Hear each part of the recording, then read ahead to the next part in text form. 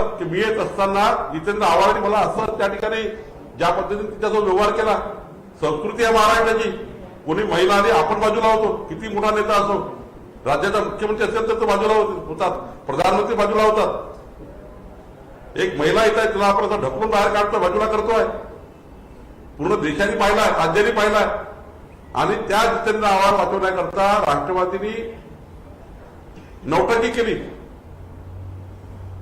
आणि नौटंकी करून सुप्रियाताई तुमच्या मतदारसंघातल्या महिला विचारते तुम्हाला, तुम्ही असं कसं समर्थन करू शकता? तुमच्या महिला तुम्हाला मत देणार नाही. महिलेला या पद्धतीने केल्यानंतर त्याचं समर्थन आपण करताय. आणि मला वाटतं की आता सर्व राष्ट्रवादी ही प्रचंड अस्वस्थतेमध्ये आणि कंट्रोल सुटल्यासारखी बोलताय, कंट्रोल सुटल्यासारखी. अजितदादाचाही कंट्रोल सुटलाय. नवीन सरकारमध्ये वाचाळवीर मंत्री खूप जास्त आहेत, मी अशा वाचाळवीरांना माझ्या जवळ उभं केलं. आता सत्ता गेल्यावर मी सांगितलं ना की सत्ता गेल्यावर अजितदादा हे प्रचंड अस्वस्थ आहे. आता कधी 7 दिवस ते मोबाईल स्विच ऑफ करून ठेवतात, ते 3 दिवस मोबाईल स्विच ऑफ करून ठेवतात, कधी ते राष्ट्रीय अधिवेशनात जातात, कधी ते महाराष्ट्राच्या अधिवेशनात चालले जातात. चालू काय? त्यांनी दुसऱ्याबद्दल बोलण्यापेक्षा आपल्या स्वतःच्या महाविकास आघाडी सरकारच्या काळात मी त्यांच्या एक दिवसाचं उदाहरण देऊ शकतो. सत्तेमध्ये बसल्यापासून त्यांचा दिवसभराचा मी मुख्यमंत्री आणि उपमुख्यमंत्र्यांचा पूर्ण शेड्यूल मागितला आहे. आणि पूर्ण त्यांनी केलेले काँग्रेस आणि राष्ट्रवादी काँग्रेसने केलेले पक्षीय वाढण्याकरता सत्तेचा वापर कसा केला याचे एक उदाहरण काढून आणलं आहे. राष्ट्रवादीनं तर उद्धव ठाकरेंची शिवसेना बंद करून राष्ट्रवादी 100 कशी होईल याचा प्लॅनच तयार केला होता. आणि त्यामुळं माननीय अजितदादांनी विरोधी पक्षनेता म्हणून संविधानिक पद्धतीने सरकारला जर काही सूचना द्यायच्या असतील, सरकारला काही अपेक्षित असेल, जनतेचं काही मत सांगायचं असेल, हे अपेक्षित आहे. पण अजितदादा अस्वस्थतेमध्ये सत्ता गेल्याच्या मानसिकतेमध्ये त्या ठिकाणी अस्वस्थ होऊन मला वाटतं ते विधान करतायत.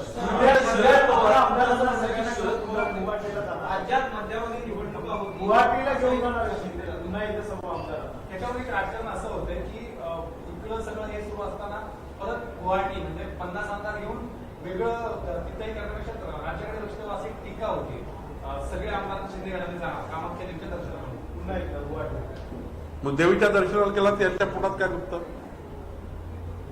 एक देवीच्या दर्शनाने त्यांनी दर्शन घेऊन या महाराष्ट्रामध्ये ओंकार केला.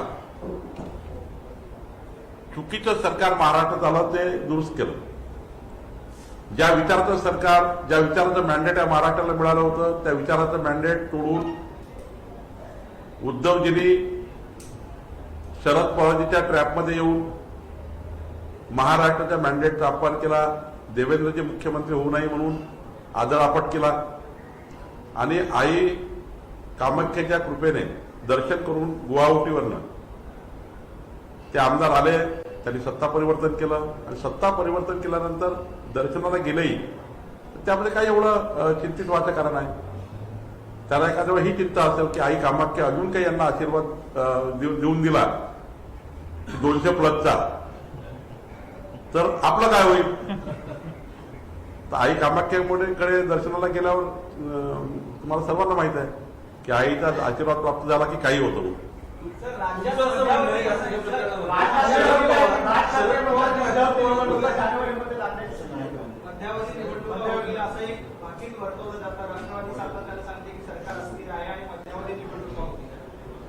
त्यांच्याकडे आमदार भारतीय जनता पार्टी आणि एकनाथ शिंदेच्या संपर्कात असल्यामुळं त्यांना ते आमदार केव्हाही कुठून ते गुवाहाटीला जातील आणि कामाख्या देवीचं दर्शन करतील असं त्यांना भीती आहे. आणि म्हणून ते देवीच्या दर्शनात जाऊ नये आणि राष्ट्रवादीचे 12 बाजू नये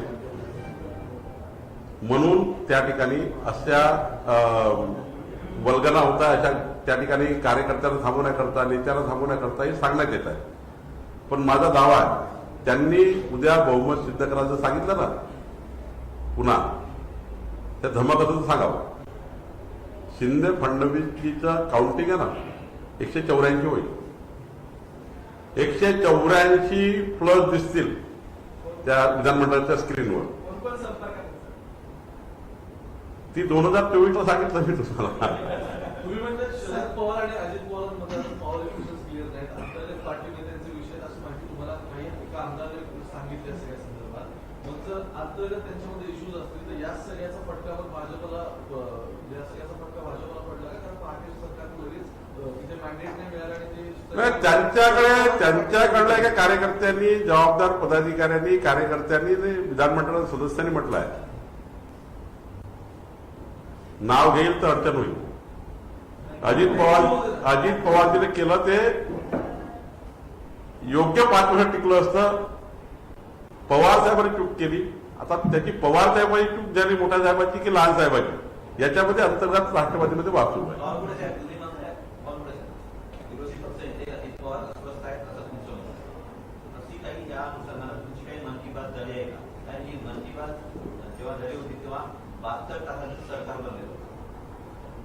नाही, असं आहे, जेव्हा कुणीतरी पाठीत खंजीर खुपसून गेला तेव्हा पर्यायाने या राज्याला सरकार दिलं पाहिजे. सत्तेकरता आम्ही काम करत नाही, पण मॅन्डेट आहे.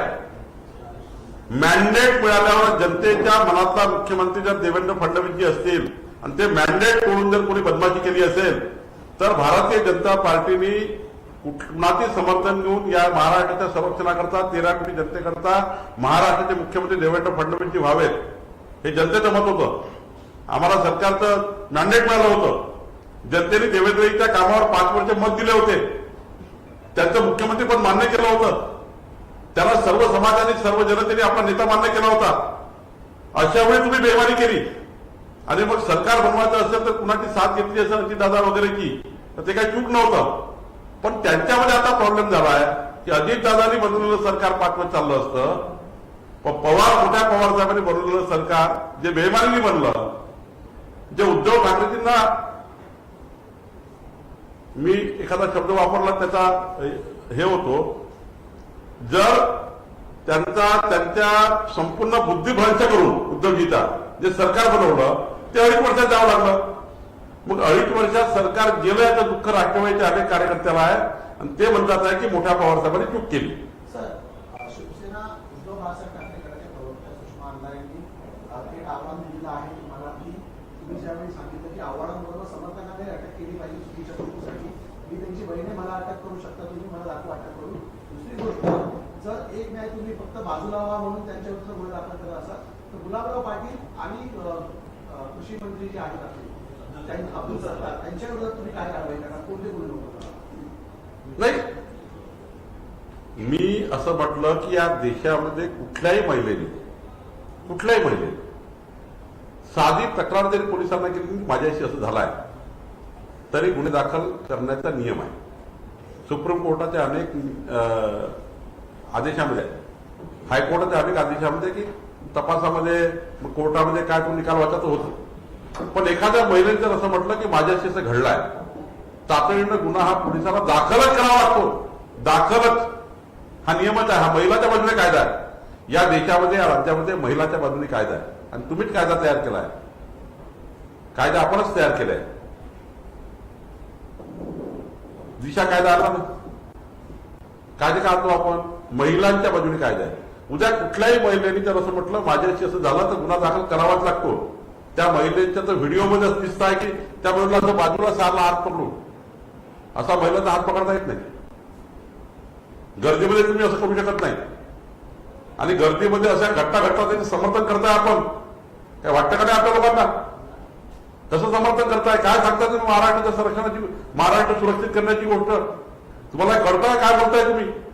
त्या व्हिडिओमध्ये काय आहे? मी वारंवार सांगतो ही संस्कृती नाही आहे. तुम्ही अनावधान झालं असेल तर असं नाही करू शकत. आपल्याकडे असं समोर कुणी आलं महिला तर आपण बाजूला होतो. आणि त्या गोष्टी, आणि त्या महिलेने सांगितलं आहे की माझ्याशी जाणीवपूर्वक असं झालाय, त्या ठिकाणी बोलल्या गेला तिला. मग ती महिला जर तक्रार करते तर पोलिसांचं काम आहे गुन्हा रजिस्टर करणे. तपासामध्ये, चार्जशीटमध्ये, कोर्टामध्ये जे व्हायचं ते होईल. पण तुम्ही जे कृती केली आहे ती भारताची महाराष्ट्री संस्कृती, महाराष्ट्राच्या एक महिला म्हणून तिचा तुम्ही अपमानच केलाय आणि तिथे म्हटलाय माझा अपमान केलाय. आणि मला असं वाटतं या अशा प्रकरणाचं समर्थन करणे, अब्दुल सत्तार साहेबांनी जे वक्तव्य सुप्रियाताईबद्दल केलं, संपूर्ण महाराष्ट्राने आम्ही सर्वांनी, मी स्वतः माननीय देवेंद्रजींनी सुप्रियाताईंच्या बाजूने आम्ही उभे झालो. हे एकजूट नाही आहे. तुम्ही शब्दाचा वापर केला तरी एवढं झालं. आम्ही साऱ्या लोकांनी त्याचा विरोध केला. पण तुम्ही तर डायरेक्ट तुम्ही तुमच्या एका चित्रफितीवर दिसताय की जितेंद्र आव्हाड त्या महिलेला असं करून बाजूला करताय. त्या महिलेने माझा अपमान झाला आहे म्हटलाय आणि मग तिने रजिस्टर तक्रार केली आहे. त्या रजिस्टर तक्रार गुन्हा दाखल होणार नाही का? आणि जितेंद्र आव्हाड नेहमीच दबंगपणा म्हणजे कायद्याचं राज्य नाही आहे या पद्धतीने वागतात. मी आमदारामध्ये माझ्यावर कधीच कारवाई होणार नाही, मी अमर आहे, मी आजीवन आमदार आहे, या पद्धतीने त्यांची वागणूक असतं. बोलतात काय, चालतात काय पद्धतीने दबंगशाही करतात. आणि मग या ठिकाणी जेव्हा महाराष्ट्रामध्ये गुन्हा निर्माण झाली महिलाच्या मनात, तेव्हा मग त्याचं समर्थन करण्याकरता मग मुंबईमध्ये जाळपोळ काय केली, मग टायर काय जाळले, मग त्या ठिकाणी सहानुभूती मिळवण्याकरता राजीनामा का दिला, मग जयंत पाटील साहेबांनी म्हटलं राजीनामा दिला. केवळ स्टंटबाजी आहे. तुमच्या धमक असेल, नैतिकता असेल तर तुम्ही आत्ताच्या आत्ता जितेंद्र आव्हाडांना निलंबित करा आणि पुढची तिकीटही देऊ नका. तुमच्यात नैतिकता असेल तर. तुमच्यात नैतिकता नाही आहे. तुम्ही नैतिकतेच्या फार गोष्टी करताय आणि त्यामुळं जितेंद्र आव्हाडांचं समर्थन करणे म्हणजे महाराष्ट्राचा अपमान करणे आहे, महाराष्ट्राच्या महिलांचा अपमान करणे आहे. आणि त्यामुळे असं समर्थन होऊ शकत नाही. आणि जर आता याच्यानंतर असं समर्थन केलं तर भारतीय जनता पक्षाला विचार करावा लागेल, रस्त्यावर यावं लागेल. हिंदी में जानना चाहेंगे कि जिस तरह से देखा गया है कि अजित पवार जो बार बार कह रहे हैं कि पुलिस उनकी सुनती नहीं है, दबाव पुलिस पे काफी है, बड़े नेताओं का लगातार उनके फोन आते रहते हैं पुलिस अधिकारियों को, जिसकी वजह से कार्रवाई गलत तरीके से की है. देवेंद्र फडणवीस जी महाराष्ट्र में गृह मंत्री है और उनका जिस प्रकार से प्रशासन चलाने का स्वभाव है, मैं 32 साल से देवेंद्र जी को जानता हूं. कभी भी देवेंद्र जी गलत पुलिस का उपयोग नहीं करते हैं, सरकार का उपयोग गलत नहीं करते हैं. मुख्यमंत्री करके उन्होंने 5 साल काम किया है, ईमानदारी से किया है. जहां पे गलत है तो गलत किया है, जहां सही है तो सही किया है. पिछले 3 महीने के सरकार ने महाराष्ट्र के गुंडा राज को खत्म करने के लिए काम किया. कांग्रेस और राष्ट्रवादी कांग्रेस को मजबूत करने के लिए जो गुंडा लोग काम में लगे थे, उनको, वो गुंडों को जेल बंद करने का काम देवेंद्र फडणवीस सरकार ने किया, एकनाथ शिंदे जी ने किया. इनके खिलाफ कुछ हो गया तो यहां पे कायदा सुव्यवस्था नहीं है. इनके समर्थन में कुछ हुआ तो कायदा सुव्यवस्था है. इनके कार्यकाल में मैं 50 उदाहरण आपको देता हूं. बलात्कारियों को संरक्षण मिला, विनय भंग वालों को संरक्षण मिला, कई महिलाओं ने नेताओं पे आरोप किया, उनको समर्थन मिला, संरक्षण मिला.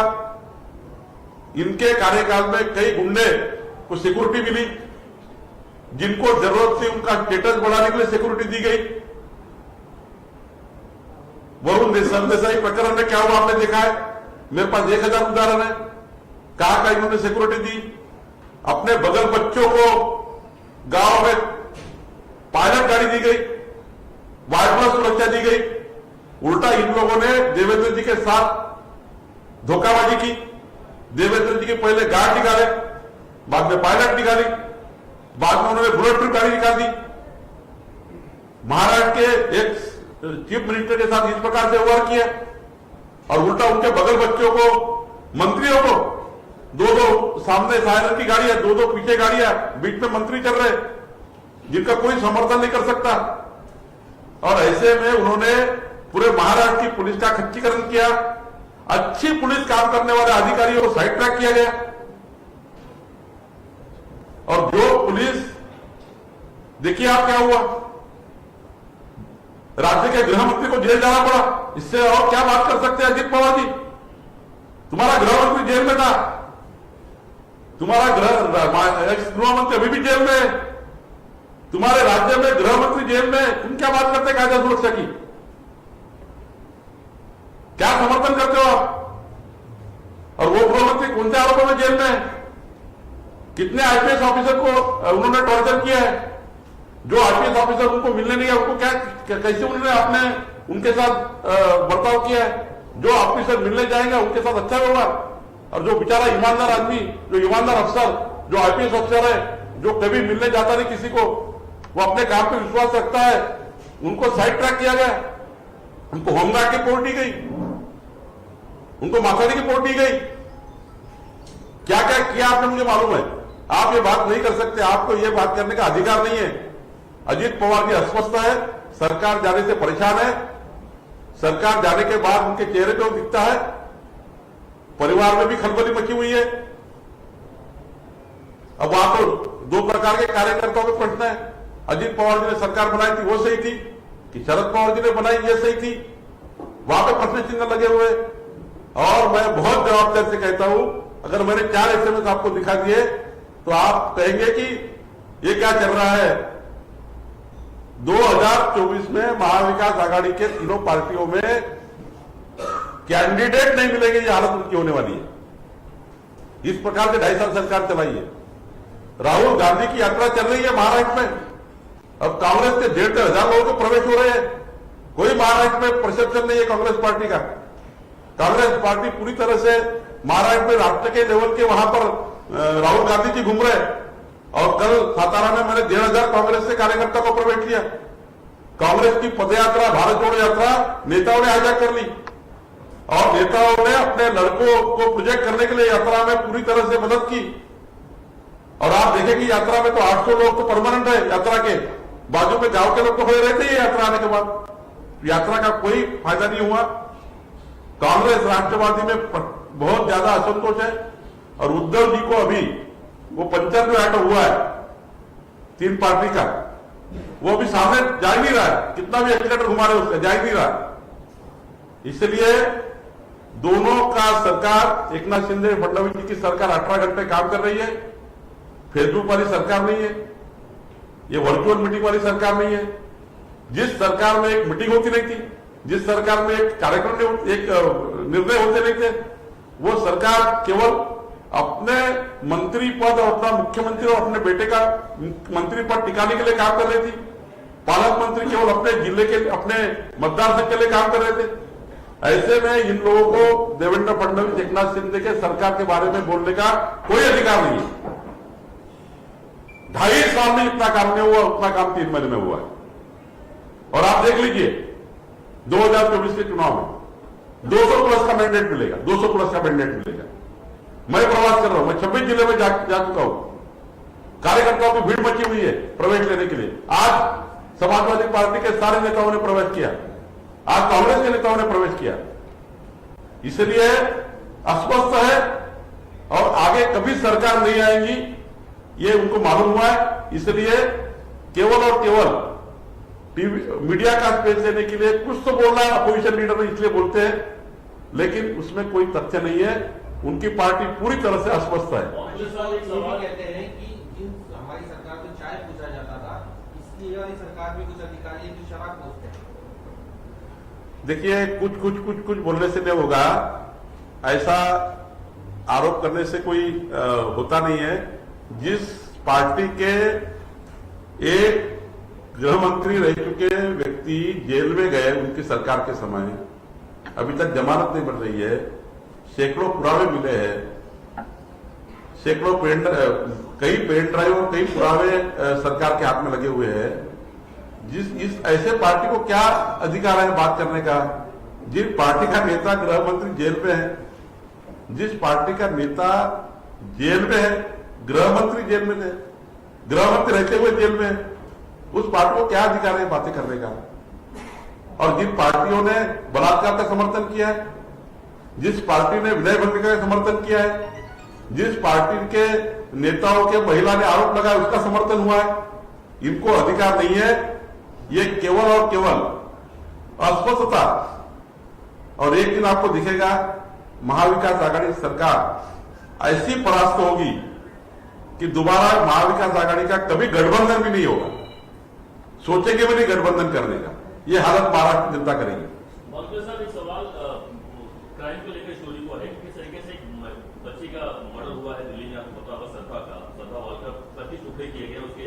बताया जा रहा है कि इसमें लव जिहाद का मामला सामने आ रहा है, उसमें जांच की मांग की जा रही है। कैसे देखते हैं कि लड़की महाराष्ट्र की? देखिए, लव जिहाद में जिस प्रकार से महाराष्ट्र में और महाराष्ट्र में मामले सामने आ रहे हैं, मैं सरकार से पार्टी की तरफ से विनती करने वाला हूं कि इसमें कड़े से कड़ा कायदा बनाने की जरूरत है।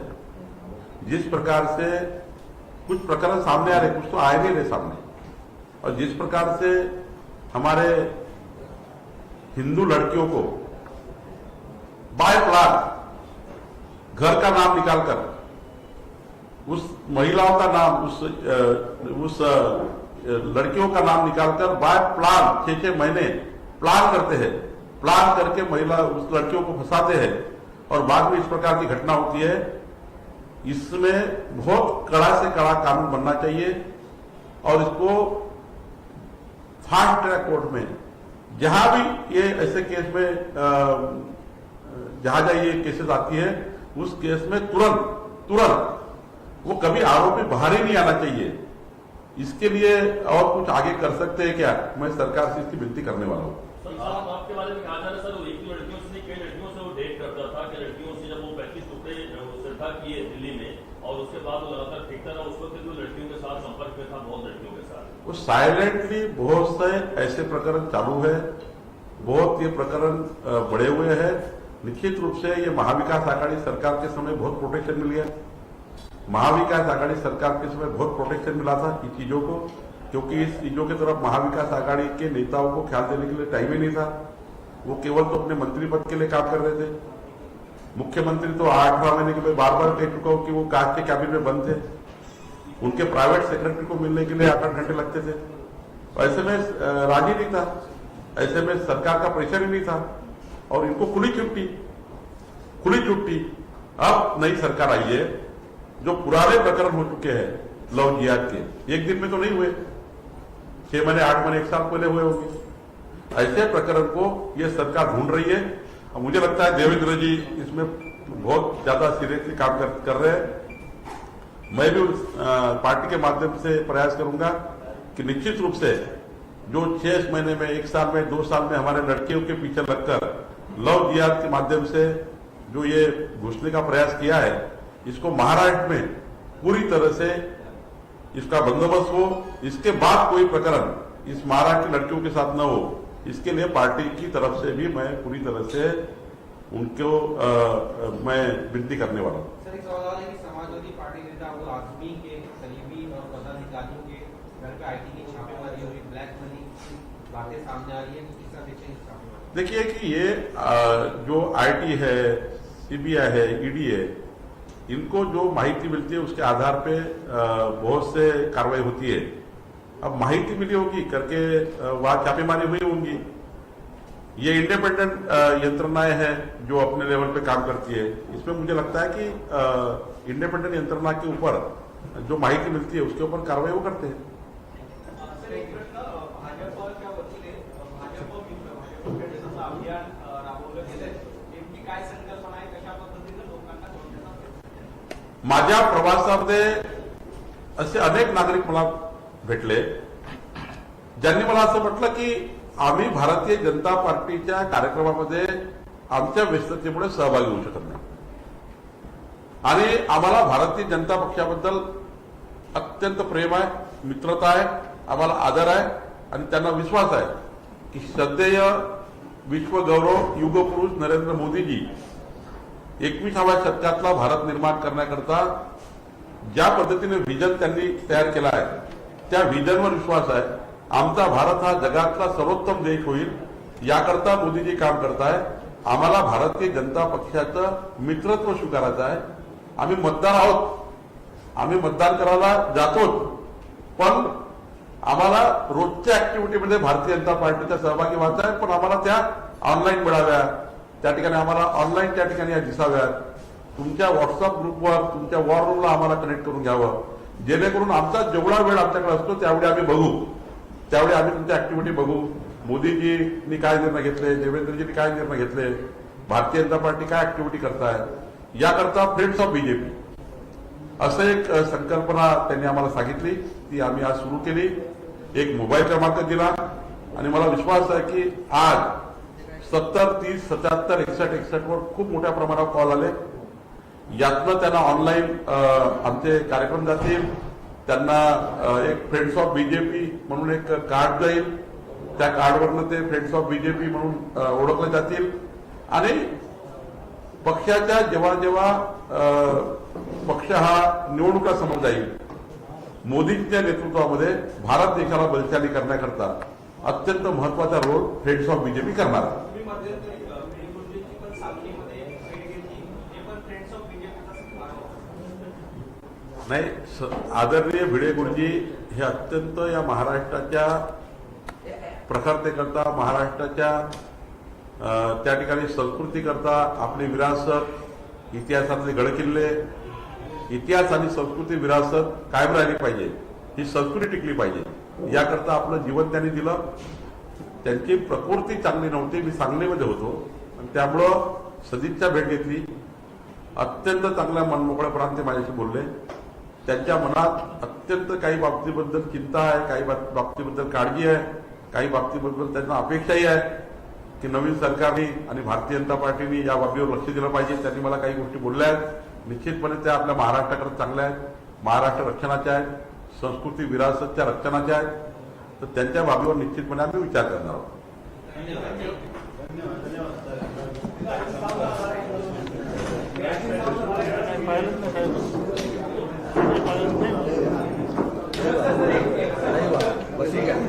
बसून घ्या, सगळं बसून घ्या. मूर्ती आहे, सौजन्य मूर्ती नाही तर सूळ मूर्ती आहे. हे जर मागच्या 5 वर्ष मुख्यमंत्री देवेंद्रजी असताना बोलले असते बरं झालं असतं. देवेंद्रजी मुख्यमंत्री असताना आणि शिवसेना भाजपचं सरकार असताना हे जे आहेत अरविंद सावंतजी यांनी कितीतरी मुक्ताफळे, देवेंद्र फडणवीस सारखे चांगले मुख्यमंत्री या देशात कुणी नाही. कसे काय एकदम मूड बदललं? काय बुद्धिमंत झाला का? अरविंद सावंताचा बुद्धिमंत झाला. मुख्यमंत्री देवेंद्र फडणवीस असताना अत्यंत उत्कृष्ट अष्टपैलू कर्तृत्वाचे धनी असलेले नेते म्हणजे देवेंद्र फडणवीस आहे, असे कितीतरी वेळा भाषणात अरविंद सावंत बोलले होते. आता फासा उलटा झाला, सत्ता गेली आणि आता बावचळलेल्या परिस्थितीमध्ये आहे. देवेंद्र फडणवीसजींना मी 32 वर्षापासून ओळखतो, त्यांच्या सहवासात आहे. देवेंद्रजी कधीही नेवर बदल्याच्या भावनेतनं काम करत नाही. उलट त्यांच्या डायरीमध्ये माफी आहे. त्यांच्या विरुद्ध कोणी बोललं असेल, त्यांना कधी म्हटलं की माझी चूक झाली, एका मिनिटात विसरून जातात. देवेंद्रजी सारखा नेता या राज्याला मिळणे हे देवदुर्लभ आहे. मी त्यांच्या जवळच्या म्हणून बोलत नाही, पण त्यांच्या मुख्यमंत्री काळामध्ये 1000 बाबी त्यांनी माफी केला, 1000 बाबी. आणि शिवसेना भाजपचं सरकार असताना मला आठवतं, मी मंत्री होतो, उद्धवजींनी सांगितलेलं, मी साक्षी आहे, उद्धवजींनी सांगितलेलं या महाराष्ट्राच्या विकासाचं कुठलंही काम टॉप प्रायोरिटी मंत्रिमंडळाच्या बैठकीत आणलं. टॉप प्रायोरिटीवर जर या राज्यामध्ये कुणाला टॉप प्रायोरिटी देवेंद्रजी दिली असेल तर उद्धवजीला दिली आहे. उद्धवजीने जरा आत्मपरीक्षण करून आपल्या अरविंद सावंताला सांगावं की असे शब्द देवेंद्रबद्दल वापरू नये. सारं विसरले असाल, बेमारी पास आली असेल तर मग ठीक आहे, पण देवेंद्रजीबद्दल, त्यांच्या कर्तृत्वाबद्दल, त्यांच्या उंचीबद्दल अरविंद सावंतांनी बोलू नये. त्यांची ती उंची नाही आहे, त्यांची ती लायकी नाही आहे असं मला वाटतं.